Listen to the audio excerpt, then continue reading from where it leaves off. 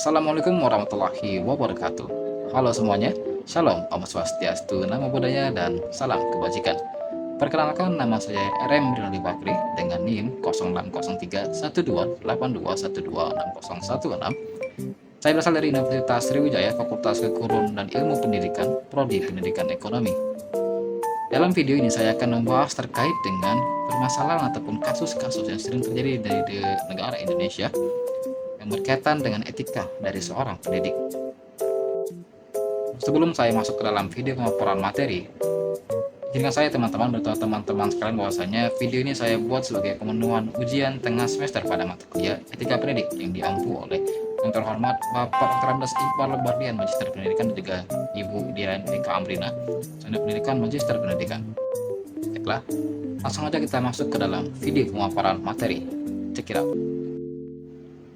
Etika ini sendiri berarti aturan, norma, kaidah, ataupun prosedur yang berlaku di lingkungan masyarakat dan diterapkan oleh setiap individu-individu dalam melakukan suatu perbuatan ataupun tindakan di dalam masyarakat. Yang dimana etika sendiri menjadikan suatu pedoman ataupun prinsip hidup bagi individu tersebut. Sedangkan terkaitan antara etika ini bagi seorang pendidik adalah bagaimana seorang guru atau pendidik itu menerapkan norma-norma ini dalam lingkungan persekolahan ataupun dalam lingkungan pendidikan. Dan dalam video ini saya akan berikan satu contoh kasus permasalahan yang berkaitan dengan etika pendidik. Silakan simak dulu untuk videonya. Sebuah video yang memperlihatkan oknum guru melakukan kekerasan kepada siswanya viral di media sosial. Orang tua siswa yang tak terima anaknya dipukul melaporkan kasus tersebut ke pihak berwajib. Aksi kekerasan guru terhadap siswanya itu terjadi di salah satu SMP negeri di Surabaya, Jawa Timur. Video berdurasi 3 detik pemukulan itu beredar pada Sabtu 29 Januari 2022. Dalam video, tampak dua siswa sedang berdiri di depan murid-murid lainnya dan disuruh membenarkan soal pelajaran. Tiba-tiba oknum guru tersebut mengatai siswa tersebut bodoh. Selain mengatai, guru tersebut juga memukul dan membenturkan kepala siswa tersebut ke papan tulis. Baiklah teman-teman, setelah kita menyaksikan video tadi, dapat kita simpulkan bahwasanya apa yang dilakukan oleh guru dalam video tersebut sangat-sangat bertolak belakang dengan nilai-nilai etika pendidik. Terlepas dari kesalahan apa yang dibuat sang guru dalam video tersebut adalah tindakan yang kurang etis bagi seorang guru untuk sampai melakukan hal tersebut, sampai menampar salah satu siswanya hanya karena tidak bisa menjawab satu pertanyaan. Menurut saya pribadi itu adalah suatu tindakan yang sangat-sangat menyimpang dan juga melenceng dari etika-etika bagi seorang pendidik ataupun norma yang telah ditetapkan di dalam dunia pendidikan. Hal tersebut juga akan berpengaruh terhadap kondisi psikis ataupun kondisi psikologi dari siswa tersebut, yang dimana siswa itu akan merasa sedikit trauma ketika ia kembali ke kelasnya. Ia akan trauma ketika ia melihat guru tersebut. Ia akan trauma ketika ia belajar dalam kelasnya sendiri, karena hal tersebut juga akan berpengaruh kepada kondisi kejiwaannya, yang dimana ia akan sedikit merasa trauma, ia akan sedikit merasa terganggu ketika ia melihat gurunya sendiri. Ia akan selalu teringat dengan kejadian tersebut, yang dimana ini akan membuat ia sedikit merasa takut untuk kembali ke sekolah untuk belajar seperti biasa. Dan disinilah pentingnya bagi seorang guru untuk bisa memahami dan juga mengerti terkait dengan etika dalam dunia pendidikan. Yang dimana salah satunya adalah seorang guru itu harus bisa menjadi seorang yang teladan ataupun contoh bagi para siswanya. Menjadi contoh ataupun teladan bagi para siswanya bukan suatu hal yang mudah bagi seorang guru untuk dilakukan. Karena seorang guru juga harus bisa menjaga tata lisannya, perilakunya, dan hal-hal yang akan dilakukan ketika mengajar nanti itu harus dipikirkan dengan matang-matang ataupun dengan baik-baik. Karena apa? Karena hal yang akan dilakukan sangat berpengaruh terhadap siswanya, berpengaruh terhadap apa yang dilihat oleh siswanya kepada guru tersebut.